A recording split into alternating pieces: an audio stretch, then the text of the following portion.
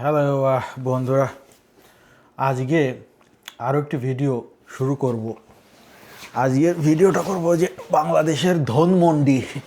তোরা বলি যেটাকে ধানমন্ডি, আমি বলি ধনমন্ডি। ধনমন্ডি 32 নাম্বারের যে বাসা, সে বাসাটা তো তারা ভেঙে ফেলেছে, এটা তো আমরা সবাই জানি।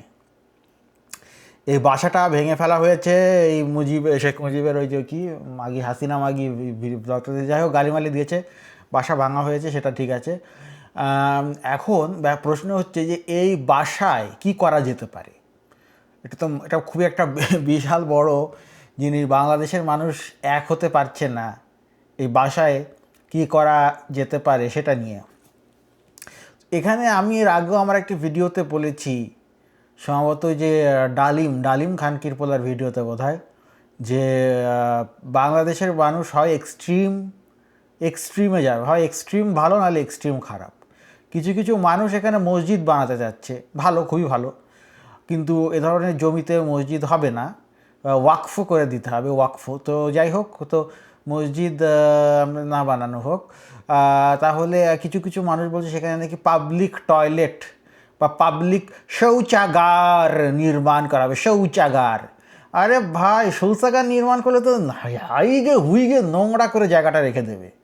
হাইগে হুইগে এখানে পিছুর গন্ধ, একেবারে সি যায় না, শৌচাগার। যাই হোক, ওখানে শৌচাগার বানাতে হবে কেন? এখানে আমার একটা ভালো বুদ্ধি আছে, সেটা হচ্ছে বাংলাদেশের মানুষের কোনো বিনোদন নেই। ঢাকা একটি অত্যন্ত বোরিং একটা শহর, এখানে বিনোদন নেই, এবং এখানকার মানুষ ভেজাল মদ খাচ্ছে।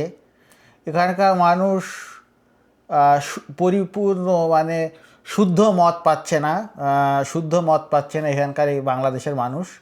তো এই জন্য আমার কাছে মনে হয় এখানে একটা বার স্থাপন করা যেতে পারে। ঠিক আছে, একটা বার, বিশুদ্ধ মদ, এই শুদ্ধ বলছিলাম, বিশুদ্ধ মদ পরিবেশন করা হবে সেখানে। একটি পানশালা বা বাংলায় যেটাকে বলে বার এবং ইংরেজিতে যেটাকে বলে পানশালা, সেটা স্থাপন করা যেতে পারে। সেখানে মানুষকে এই বিশুদ্ধ মদ পরিবেশন করা হবে। পাশ্চাত্য ভঙ্গিমায় চলবে উদাম নগ্ন নৃত্য, এবং পশ্চিমা গানের তালে তালে সবাই পাছা দুলিয়ে নাচবে, পশ্চিমা গানের তালে তালে। এবং এটা আসলে অত্যন্ত ভালো একটা আইডিয়া, কারণ বাংলাদেশের মানুষের তো একটা দরকার, এন্টারটেনমেন্ট নেই তো কোনো। একটা ভালো ক্লাব নেই এখানে একটা ক্লাব বানাতে হবে, ঠিক আছে। এবং শুধু তাই নয়, এখানে আমি ক্ষান্ত হইনি, আমার আরও একটি আইডিয়া আছে, আরও একটি ভালো আইডিয়া আছে। সেটা হচ্ছে যে ক্লাব তো আর সারাদিন চলবে না, আর মানুষ সারাদিনও মদ খাবে না। তাহলে কি করা যেতে পারে এখানে? তো যেহেতু যে ধর্মের কথা বলা হয়েছিল, অনেকে বলছে মন্দির বানানোর কথা, তো মন্দির ঠিক না। আমার এখানে আরেকটি বুদ্ধি আছে, দাঁড়া বন্ধুরা, আমি একটু ভেবে টান মেরে নেই। তোদের ইউসুফ সরকার নাকি ভেব ব্যান করে দিয়েছে, ভেইপের ইম্পোর্ট ব্যান করে দিয়েছে ইউসুফ। যদিও ভালো, বাংলাদেশে ভেইপ বানানো হবে, যাই হোক, তো কর্মসংস্থান হবে, যাই হোক। তো যেটা বলছে, মানুষ তো সারাদিন মদ খাবে না।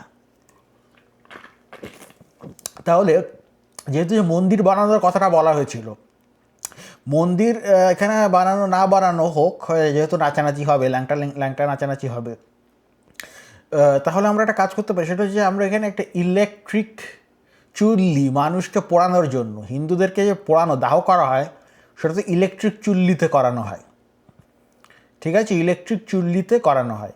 তো বিশাল জায়গা থাকবে ক্লাবের, এবং ক্লাবের এক সাইডে বা অনেকগুলোই থাকতে পারে, ইলেকট্রিক চুল্লি থাকবে, সেখানে মানুষকে পোড়ানো হবে এবং এটাকে ক্লিন করে, প্রফেশনালি ডিসইনফেক্ট করে প্রতি উইকেন্ডে সেখানে পার্টি এবং মদের আসর বসবে। এইটা কেন আমি বলছি, সেটা হচ্ছে যে বিদেশে, বিশেষ করে মন্ট্রিয়ালে একটি ক্লাব ছিল, সেটি একটি ফিউনারেল হোম, মানে আগে ছিল যেখানে মানুষ ফিউনারেল করানো হতো, সেটাকে পরবর্তীতে একটি ক্লাবে রূপান্তর করা হয়, ঠিক আছে। তো তো এখানে মানুষ হ্যালোইনে বেশ যেত, হ্যালোইনের জন্য একটা খুব বেশ ভালো জায়গা ছিল।